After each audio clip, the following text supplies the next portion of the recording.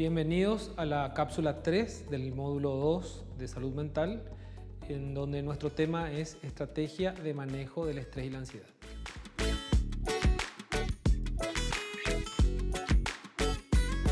Bueno, vamos a ver cómo manejar el estrés y la ansiedad. Las definimos, las describimos, identificamos cuáles son sus indicadores, pero ahora nos vamos a ocupar específicamente de cómo manejarlas. Lo primero que les tengo para contarles un poco es que, a diferencia de lo que se cree, no es que la ansiedad y el estrés se puede controlar con un poco de voluntad. Las personas que conviven con otras personas que sufren de ansiedad recurrente o que se encuentran con un estado agudo de estrés probablemente utilicen frases como animate, fuerza, ponete positivo, no te desanimes tanto, pensá en otra cosa, haz un poco de ejercicio. A veces incluso se cae en la broma de decir, bueno, no me lo había dicho antes, si no ya me ponía feliz, ¿verdad? Salir de ese cuadro no es tan sencillo.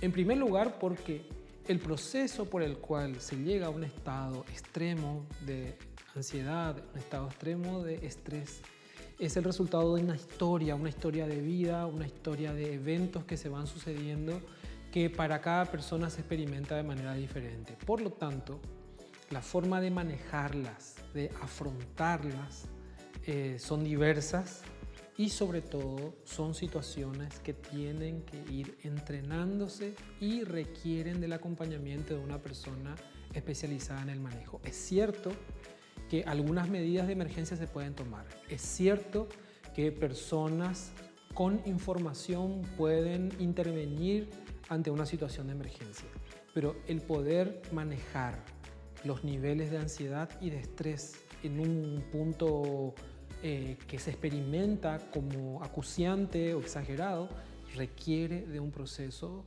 que uno a veces no consigue imaginarlos. Tiene que ser lento, persistente, acompañado y profesionalmente monitoreado para poder ser superado adecuadamente. Para poder abordar adecuadamente esto que les decía hace un ratito de la posibilidad de manejar el estrés y la ansiedad, yo decidí escoger una serie de mitos y realidades. Mito 1.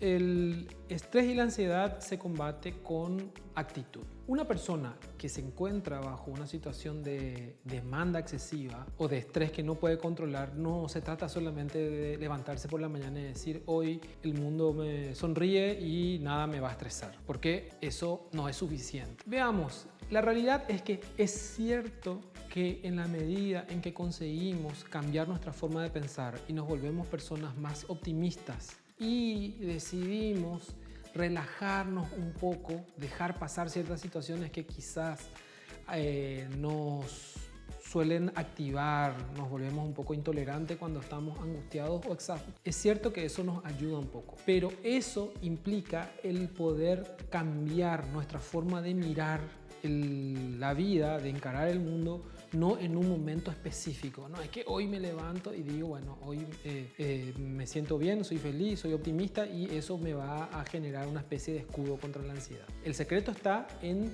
decidir, tomar conciencia de que me está costando hacer frente a estas situaciones.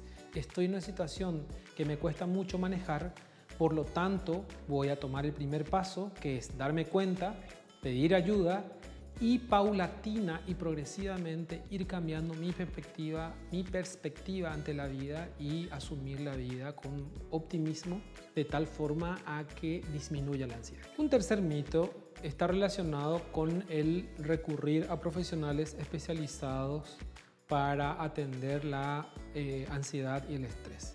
Muchas personas pueden pensar que ir a consultar a un psicólogo, a una psicóloga o a un terapeuta que atiende problemas como esto está reservado exclusivamente para aquellas personas que se encuentran en una situación extrema.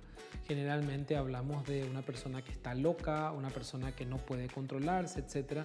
Sin embargo, el poder recurrir a profesionales en el momento indicado, es decir, cuando uno toma conciencia de que los recursos que uno tiene no son suficientes para afrontar la situación, nos van a permitir adquirir un control mucho más rápido. Si nosotros esperamos a que nuestros repertorios comportamentales, es decir, nuestra capacidad de respuesta, se hayan agotado completamente, es más probable que se requiera mucho más tiempo para poder conseguir y recuperar el control. Esto puede implicar muchas cosas. Puede implicar que en la primera consulta lo más probable es que vayamos porque la situación nos rebasa en extremo.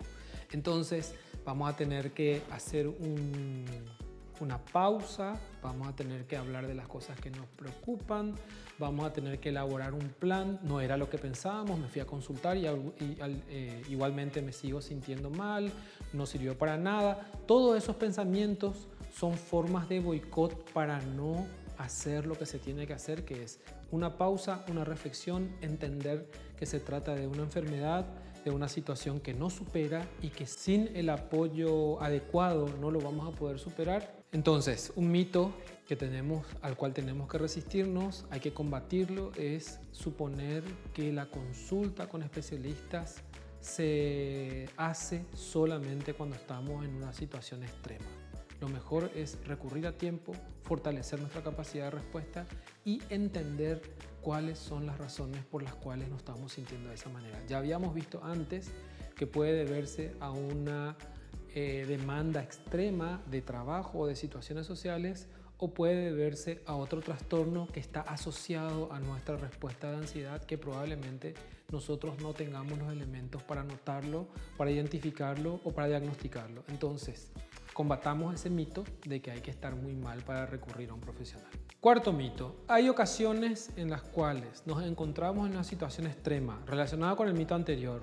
Hemos recurrido a un profesional, pero porque ya no hemos podido dormir, no podemos controlarnos, estamos tan irritables que nos peleamos con todo el mundo, estamos en un punto tal en el que probablemente la mayoría de nuestras relaciones sociales se han quebrado, se han roto, se han desgastado, inclusive con los seres queridos más cercanos. Y es probable que los miedos se hayan disparado, que nuestra capacidad de funcionar se haya degradado a un punto inimaginable. Se requiera de alguna medicación. Hay situaciones en las cuales hace falta medicarse para poder hacer frente, controlar, recuperar un poco de equilibrio y de control. Y un mito relacionado con la medicación es que si te medicas te volvés dependiente. Si una persona recurre a los profesionales adecuados, respeta las indicaciones, utiliza la medicación como apoyo a un proceso psicoterapéutico o de orientación o de apoyo, de acompañamiento que le permita recuperar la autoconfianza y el control sobre la situación, eso va a ser muy positivo, va a ayudar muchísimo. Pero existe el mito, la creencia, el miedo de que si uno empieza a medicarse se puede volver dependiente de la medicación. Entonces, hay que combatir este mito con un pensamiento racional. Si en este momento no me encuentro con la capacidad de hacer frente a la situación que me demanda mucha energía, si me he excedido en la falta de control, probablemente un apoyo químico, una medicación, me va a permitir recuperar ese control y poder llevar adelante un proceso terapéutico de manera razonable, en un tiempo razonable y de una manera que me permita recuperar el control rápidamente. Ahora, si tomo algunos elementos, no sigo las indicaciones, utilizo la medicación solamente como una situación de emergencia, no de manera sistemática, no respeto la dosis o la forma del retiro que suele requerir algún tipo de acompañamiento, aconsejamiento, control, observación de las reacciones o de la manera como se está avanzando con ella, eso sí puede generar algún tipo de desequilibrio que puede ser negativo. Entonces, medicarse no es totalmente malo, no hay que automedicarse, hay que seguir las recomendaciones y hay que utilizarlo como apoyo dentro de un proceso que es un poco más complejo, es decir, no hay una droga que te quite, una medicina que te quite completamente y te cure de eso, sino que es una medicina que te apoya y que te permite continuar en ese proceso de reestructuración, recomposición, reaprender a administrar el estrés, a administrar las presiones, a afrontar las situaciones que nos preocupan. De eso se trata. Bien, el quinto mito hace referencia a que el estrés es malo. Si bien habíamos descrito hasta ahora un tipo de respuesta en la que el sujeto, la persona, percibe que excede la capacidad de dar respuesta o que excede la posibilidad de tener éxito o de responder efectivamente a una demanda, está demostrado, y hay varias investigaciones que coinciden al respecto, que si una persona tiene una lectura positiva, es decir, considera que el estrés es una forma de desafiarse y de afrontar la situación como con una meta, digamos, de superación, eso causa menos daño que el centrarse en que el estrés es negativo. Entonces, la actitud ante la vida de la que habíamos hablado hace rato, que hay un mito de que dice que sencillamente tomarse la vida de una manera más positiva, optimista, podría ser suficiente. Sin embargo, les había dicho que es cierto que en un tránsito de transformar la visión acerca de la vida puede beneficiarnos en la manera en cómo afrontamos la ansiedad y el estrés. Un elemento que se ha demostrado que es sumamente importante es que el estrés sea identificado como una reacción que permite prepararnos para realizar mejor la tarea y no centrarnos en los aspectos negativos del estrés. Se hicieron demostraciones en donde, por ejemplo, las arterias se van contrayendo en situaciones de estrés, pero no se da lo mismo, por ejemplo, en personas que tienen una actitud más optimista al respecto. Generalmente, esas reacciones del estrés, ese nivel de activación tan elevado que contrae, por ejemplo, las arterias, va exigiendo al corazón y está relacionado con problemas cardiovasculares, esos efectos adversos van disminuyendo cuando la lectura acerca de lo que significa el estrés para la vida de uno se lo mira de manera positiva, de manera optimista, como una reacción natural del organismo para afrontar una situación demandante.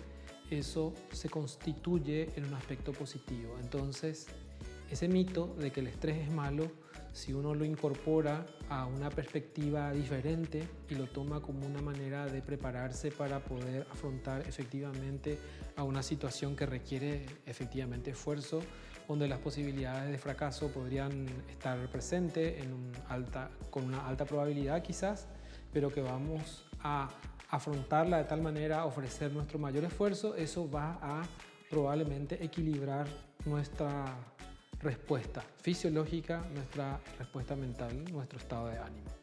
Bien, a modo de conclusión, con relación al manejo del estrés, un elemento que todavía no mencioné que es fundamental es el estado de salud.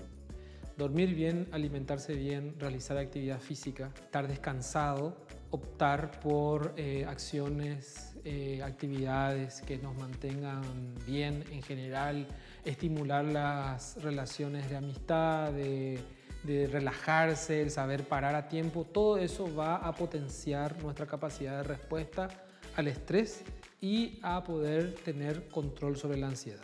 Punto 2. Está estudiado desde más o menos finales de los 60, principios de los 70, un elemento que sigue formando parte elemental dentro de la discusión acerca del estrés y la ansiedad son las estrategias de afrontamiento. Las estrategias de afrontamiento son las maneras en cómo nosotros le hacemos frente a toda situación demandante. Cada persona tiene su propio estilo de hacer frente a las situaciones que son estresantes, a la ansiedad, a la angustia, etc. Pero no todas son igualmente efectivas. Parte del proceso de entrenamiento, parte del proceso de acompañamiento para afrontar el estrés implica el ir aprendiendo, el ir incorporando estrategias adecuadas para afrontar tanto el estrés como la ansiedad. Las estrategias de afrontamiento incluyen respuestas fisiológicas adecuadas para disminuir la aceleración fisiológica, controlar la respiración, disminuir los latidos cardíacos, el poder recuperar esa sensación de control a nivel corporal. Un segundo elemento es el combatir las ideas irracionales que activan nuestra respuesta.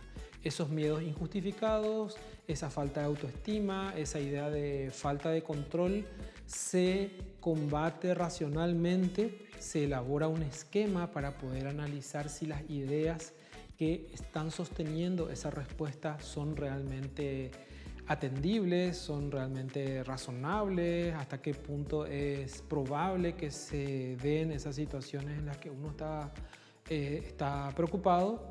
Y las estrategias que tienen mayor efectividad son aquellas que se orientan a afrontar las fuentes de nuestro estrés y de nuestra angustia. Ninguna acción evasiva, aquella que evita afrontar, aquella que simplemente ignora o niega, porque muchas personas optan por controlar la ansiedad diciendo no, aquí no pasa nada, no es así, a ustedes nomás les parece, hay gente exagerada, hay gente mala, o desplazando la responsabilidad a otras personas y no hacerse cargo de la situación en la que uno se encuentra.